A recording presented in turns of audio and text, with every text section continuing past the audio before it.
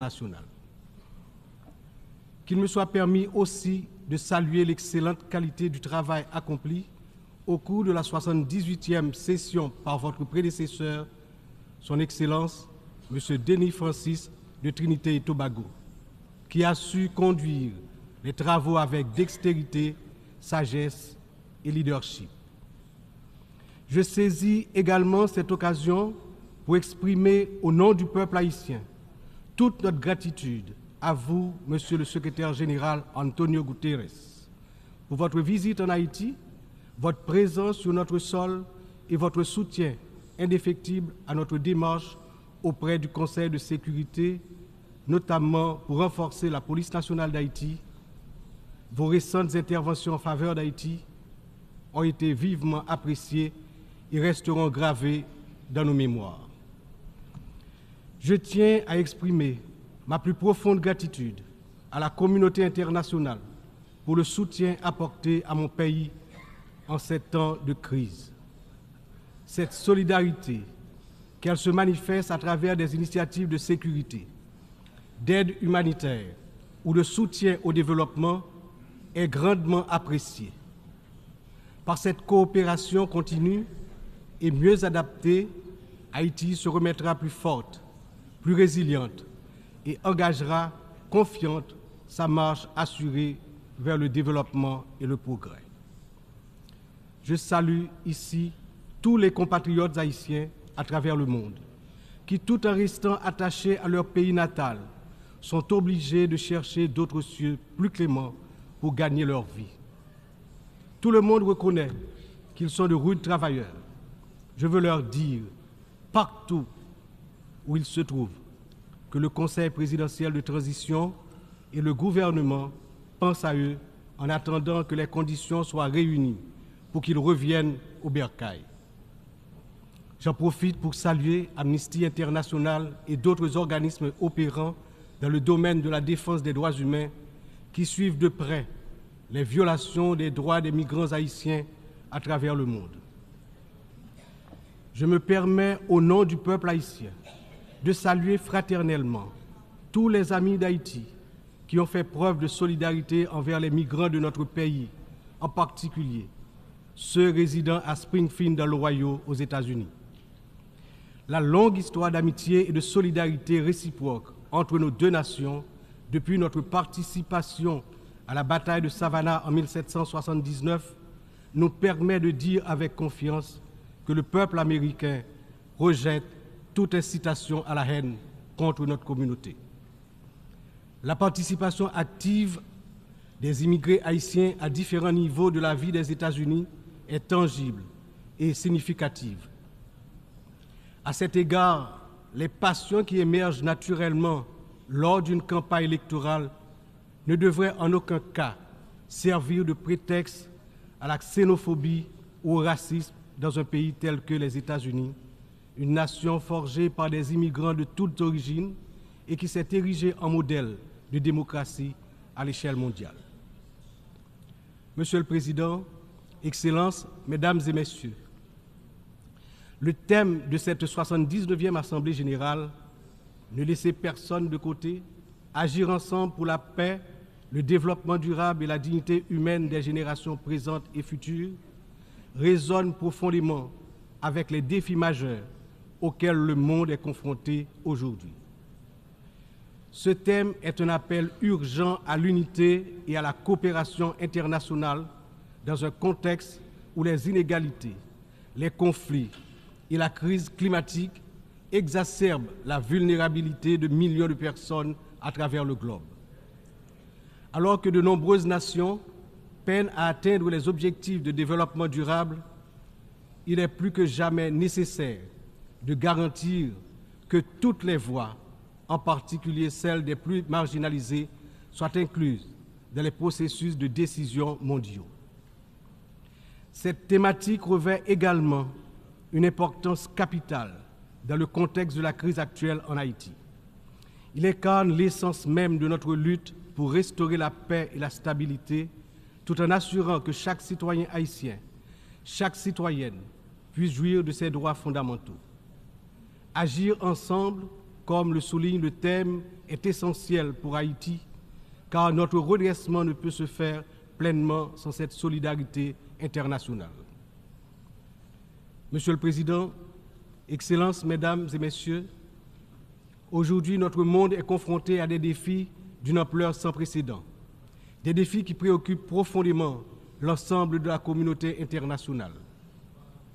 Les Nations Unies, dans leur mission historique de promouvoir la paix, la sécurité et le développement durable, se retrouvent en première ligne face à des crises qui menacent non seulement des nations isolées, mais l'ensemble de l'humanité. Le changement climatique est sans doute l'un des plus grands périls de notre époque. D'après les données récentes du groupe d'experts intergouvernemental sur l'évolution du climat, la température mondiale a déjà augmenté d'environ 1,1 degré centigrade depuis l'ère pré-industrielle. Cette élévation a provoqué une intensification des phénomènes climatiques extrêmes tels que les ouragans, les sécheresses, les inondations, des catastrophes qui affectent particulièrement les nations les plus vulnérables comme Haïti. En 2023, le Programme des Nations Unies pour le développement a estimé que plus de 100 millions de personnes supplémentaires risquent de basculer dans la pauvreté d'ici à 2030 en raison des effets du changement climatique. Pour Haïti, qui fait partie des pays les moins émetteurs de gaz à effet de serre, mais qui ont subi les impacts les plus dévastateurs, cette crise mondiale exacerbe nos difficultés à garantir la sécurité alimentaire, l'accès à l'eau potable et la stabilité économique. Les conflits armés continuent également de semer la destruction et de ravager des vies humaines. Selon le Haut Commissariat des Nations Unies pour les réfugiés, le nombre de personnes déplacées de force a atteint 110 millions en 2023, un chiffre qui n'a jamais été aussi élevé dans l'histoire de l'humanité. Que ce soit en Syrie, en Ukraine ou dans la région du Sahel, ces conflits prolongés exacerbent la pauvreté, détruisent des infrastructures vitales et entraînent des flux massifs de réfugiés. Le monde ne peut rester inactif alors que des millions d'hommes, de femmes et d'enfants fuient les violences en quête de sécurité et de dignité. L'engagement de la communauté internationale est plus que jamais nécessaire pour trouver des solutions diplomatiques et promouvoir des initiatives de consolidation de la paix. Un autre défi majeur concerne les inégalités économiques qui continuent de se creuser. Selon le rapport sur le développement humain 2023 du PNUD, près de 1,2 milliard de personnes vivent encore dans la pauvreté multidimensionnelle, c'est-à-dire qu'elles manquent d'accès à des services essentiels tels que la santé, l'éducation et des conditions de vie décentes. La pandémie de Covid-19 a amplifié ces inégalités, poussant des millions de personnes supplémentaires dans la pauvreté. Pour des nations comme Haïti, l'impact a été dévastateur. Avec un taux de pauvreté des plus élevés, le pays fait face à des défis structurels profonds.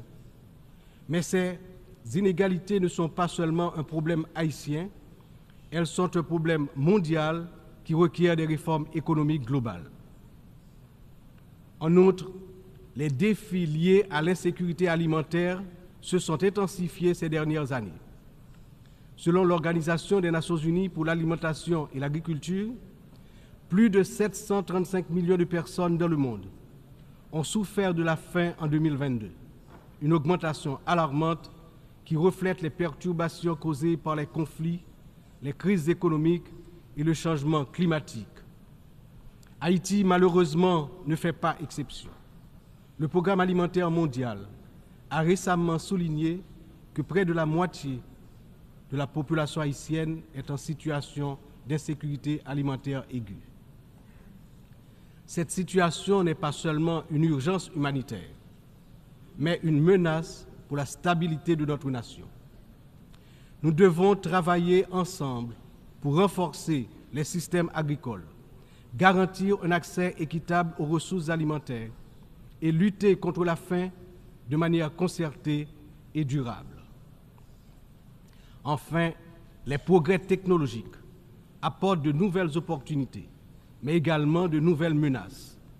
L'accélération du développement de l'intelligence artificielle, la prolifération des cyberattaques, la désinformation mettent en danger la stabilité des démocraties à travers le monde.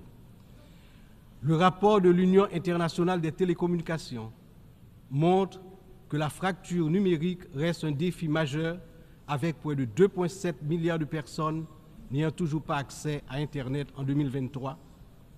Haïti étant l'un des pays les moins connectés, doit impérativement bénéficier de soutien pour combler cette fracture numérique et participer pleinement à l'économie mondiale du XXIe siècle. Cette année, Haïti réaffirme son engagement en faveur de la préservation de notre patrimoine commun, les océans. C'est pourquoi j'annonce aujourd'hui avec fierté que Haïti signera l'accord sur la biodiversité marine au-delà des juridictions nationales, adopté le 19 juin 2023 et ouvert à la signature depuis le 20 septembre 2023.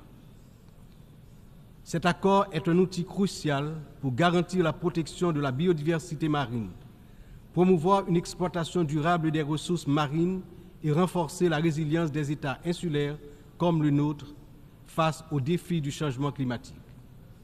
Haïti est déterminé à collaborer avec la communauté internationale pour s'assurer que cet accord profite à toute l'humanité, tout en contribuant à la protection des écosystèmes marins dont nous dépendons tous. Ces défis mondiaux ne peuvent être relevés que par un engagement renouvelé en faveur du multilatéralisme, de la solidarité et de l'action collective.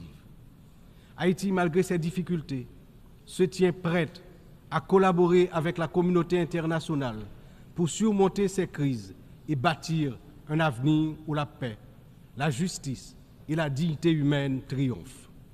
Mais nous ne pouvons y arriver seuls.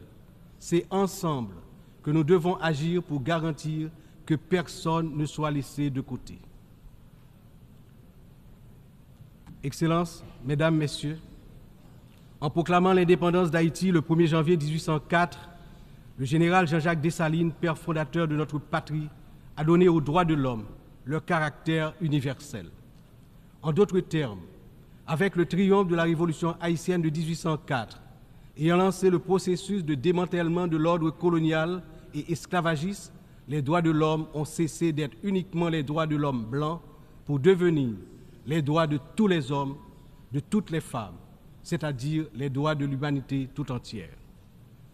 À ce titre, en tant que représentant de la République d'Haïti, porte-parole officielle du peuple haïtien, je me vois dans l'obligation d'attirer l'attention des dirigeants des grandes puissances sur le danger de guerre nucléaire menaçant l'existence des peuples sur tous les continents.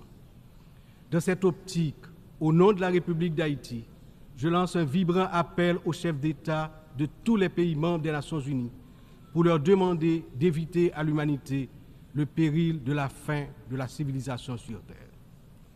Monsieur le Président, Excellences, Mesdames et Messieurs, je m'exprime aujourd'hui avec l'expérience de plusieurs années consacrées au service de mon pays. Mon parcours politique, profondément ancré dans l'histoire d'Haïti, m'a permis de traverser de nombreuses épreuves, toujours avec un même objectif, le progrès de mon pays, la fierté, la dignité restaurée et le bien-être du peuple haïtien meurtri. Ayant présidé le Sénat de la République de 1995 à 2000, puis ayant été témoin de moments critiques de notre histoire politique, j'ai vu de près les défis auxquels notre nation a été confrontée. Mon engagement politique remonte à une époque où les luttes pour la stabilité et la démocratie étaient omniprésentes.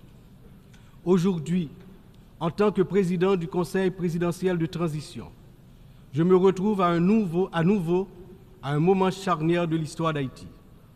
Mon parcours m'a enseigné que la résilience et la volonté collective sont les seules voies pour garantir un avenir stable et prospère. C'est avec cette vision, ce dévouement et la force que confère cette riche expérience politique que je m'engage à conduire la transition, déterminée à mener Haïti vers la paix, la sécurité et la démocratie participative par la tenue de la conférence nationale le renouvellement du personnel politique à travers des élections libres, crédibles, transparentes. Le peuple haïtien, malgré ces épreuves auxquelles il est confronté, refuse de se laisser submerger par le désespoir. Des défis d'une ampleur sans précédent, une violence dévastatrice, une instabilité politique persistante, une précarité quasi générale et une pauvreté dégradante se posent à son intelligence et à ses capacités d'action. Au milieu de cette tempête, il a compris qu'il lui fallait prendre une décision courageuse, celle de se mettre ensemble, de s'unir malgré les différences profondes pour pouvoir se relever et se mettre en marche, en toute confiance, vers la sortie de la crise multidimensionnelle qui l'afflige depuis déjà trop longtemps. La création du Conseil présidentiel de transition est une matérialisation de cette décision, un exemple tangible de cette volonté de se réconcilier avec soi-même.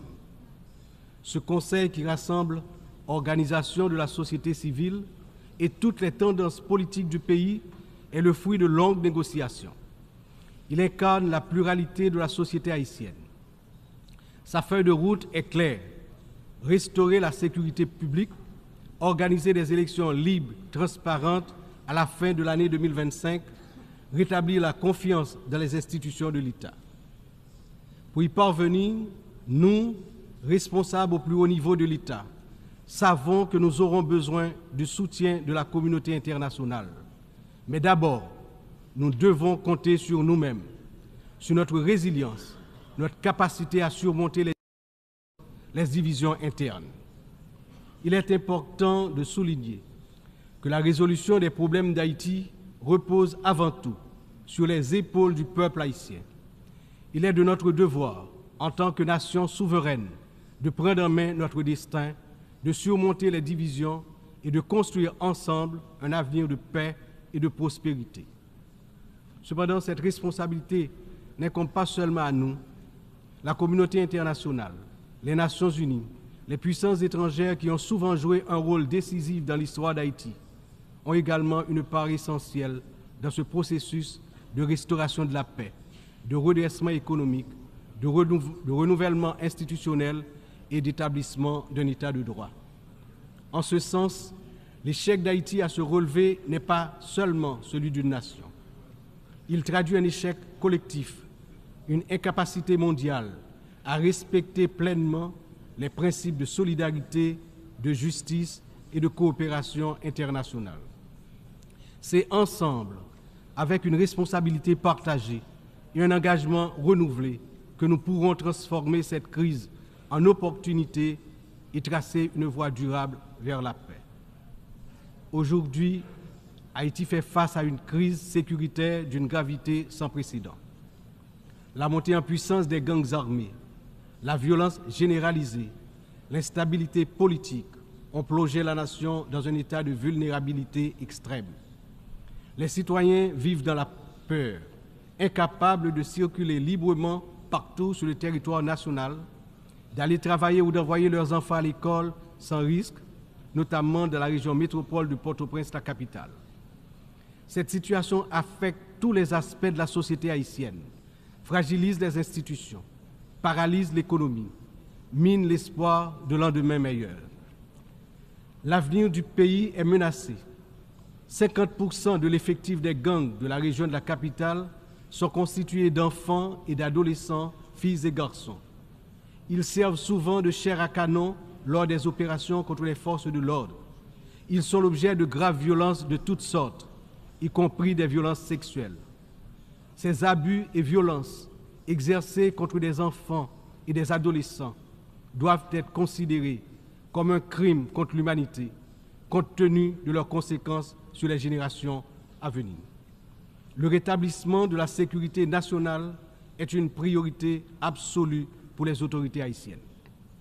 Elles sont pleinement engagées à mettre fin à cette spirale de violence et à restaurer l'ordre afin de garantir à chaque citoyen, à chaque citoyenne, le droit fondamental à la sécurité. Elles sont conscientes que la paix et la stabilité sont les fondements indispensables pour permettre à Haïti de se redresser, de rétablir la confiance dans ses institutions, d'assurer le développement socio-économique du peuple. Dans cette optique, la décision du Conseil de sécurité d'autoriser le déploiement de la mission multinationale d'appui à la sécurité à travers la résolution 2699 a été une réponse directe aux appels du peuple haïtien. Cette mission, bien que n'étant pas une force onusienne classique, incarne l'engagement de la communauté internationale à soutenir Haïti dans sa lutte contre l'insécurité. J'exprime au nom du peuple haïtien ma profonde gratitude aux États contributeurs, notamment au Kenya, pour avoir accepté d'assumer le leadership de la mission, ainsi qu'à tous les pays qui ont apporté leur soutien. Les forces de sécurité nationale, avec l'appui de la mission, ont déjà montré des résultats tangibles sur le terrain permettant à la population de retrouver progressivement une certaine normalité. Beaucoup, néanmoins, reste encore à faire. Haïti a accueilli plusieurs missions des Nations Unies au cours des 3 dernières décennies, notamment la MINUSTA. Si certaines de ces missions ont contribué à stabiliser temporairement le pays, elles ont également laissé un héritage lourd de conséquences. Des allégations de violations graves des droits humains, y compris des abus sexuels, ont ébranlé la confiance du peuple haïtien. L'absence de poursuites et de réparation pour les victimes a renforcé un sentiment d'impunité, minant ainsi les efforts de reconstruction. Il n'est cependant jamais trop tard pour bien agir et pour tirer des leçons du passé. En repensant l'approche, nous avons l'opportunité de redorer le blason des missions internationales en Haïti et de construire un avenir meilleur pour le peuple haïtien. C'est dans cet esprit que nous souhaitons voir amorcer une réflexion sur la transformation de la mission de soutien à la sécurité en une mission d'opération de maintien de la paix sous mandat de l'Organisation des Nations Unies. Cette transformation permettrait non seulement de sécuriser un financement plus stable et d'élargir les capacités de la mission, mais également de renforcer l'engagement des États membres en faveur de la sécurité en Haïti. Je suis convaincu que ce changement de statut, tout en s'assurant que les erreurs du passé ne se répètent pas, garantira le plein succès de la mission en Haïti. Excellences, Mesdames et Messieurs, je me tiens aujourd'hui devant cette Assemblée en tant que voix de la République d'Haïti, pays dont l'histoire est inextricablement liée aux idéaux de liberté et de justice que nous célébrons tous ici. Mais Haïti, la première nation noire indépendante du monde, est aussi la grande victime d'une injustice historique qui a non seulement retardé son développement, a aussi marqué son peuple d'un fardeau dont les répercussions se font encore sentir. En 1825, à peine 21 ans après avoir gagné sa liberté au prix d'une lutte héroïque, Haïti a été contrainte de payer une dette colossale à la France, pays colonisateur, en échange de la reconnaissance de son indépendance. Cette rançon imposée sous la menace a siphonné les ressources de la jeune nation, la plongeant dans un cycle infernal d'appauvrissement dont elle peine toujours à sortir. Cette dette a été une forme de punition pour sa hardiesse à se libérer des chaînes de l'esclavage et hisser l'être haïtien à la dignité de l'homme. Elle a été une pénalité injuste qui a asphyxié le potentiel économique et social du peuple noir d'Haïti pendant des générations.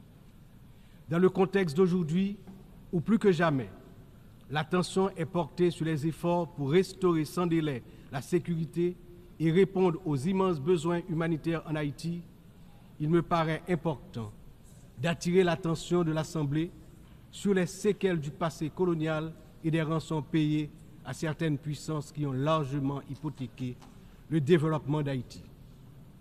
Il n'est pas sans intérêt de rappeler qu'Haïti a été le seul pays à avoir payé pour son indépendance, obtenue pourtant dans le feu et dans le sang. À la veille du bicentenaire de cet événement inédit dans l'histoire du monde, n'est-il pas venu le moment de la restitution des montants consentis? À cet égard, mon pays s'est félicité des propositions formulées des propositions formulées par un certain nombre de gouvernements et également certaines agences des Nations Unies pour des actions concrètes en vue de la reconnaissance, la réparation et la restitution des torts du passé.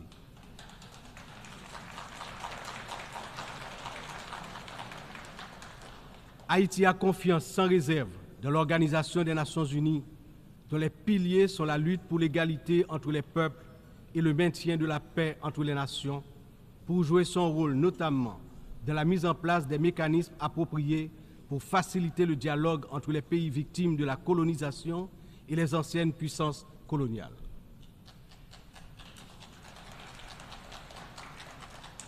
Ici, à cette 79e session de l'Assemblée générale, Haïti est par mon entreprise,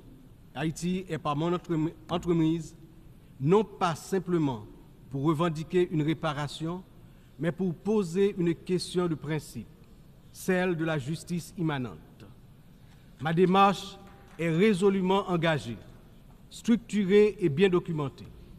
Le Comité national de restitution et réparation, en collaboration avec la Commission des réparations de la CARICOM, a déjà entrepris des travaux exhaustifs sur ce sujet. Nous demandons la reconnaissance d'une dette morale et historique et la mise en œuvre de réparations justes et appropriées qui permettront à notre peuple de se libérer des chaînes invisibles de ce passé injuste. Excellences, Mesdames et Messieurs, l'histoire nous enseigne que les nations ne se relèvent pas dans l'isolement, mais dans l'union des forces, dans l'engagement résolu à bâtir un avenir commun. Haïti, cette terre qui a offert au monde un symbole de liberté inébranlable et qui a aidé plusieurs nations à se libérer du joug du colonialisme barbare, ne cherche pas la charité, mais la justice, le respect,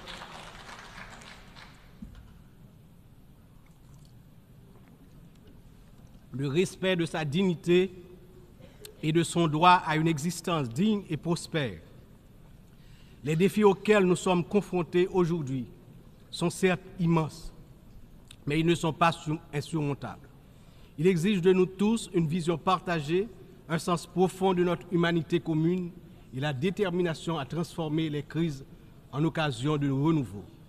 Chaque nation, grande ou petite, riche ou vulnérable, porte une part de l'avenir collectif entre ses mains. C'est dans cette interdépendance que réside la force véritable du multilatéralisme. Que ce débat général soit le moment où nous réaffirmons notre engagement indéfectible envers la paix, la dignité humaine et le développement durable, car ce que nous faisons aujourd'hui résonnera dans les siècles à venir. L'histoire jugera la manière dont nous aurons su répondre aux défis de notre temps. Ensemble, dans un esprit de solidarité et de coopération, nous pouvons et nous devons construire un avenir où aucun peuple, aucune nation ne sera laissé pour compte. Vive Haïti, vive la coopération internationale. Demain, un autre pays, demain, un autre monde. Je vous remercie pour votre attention.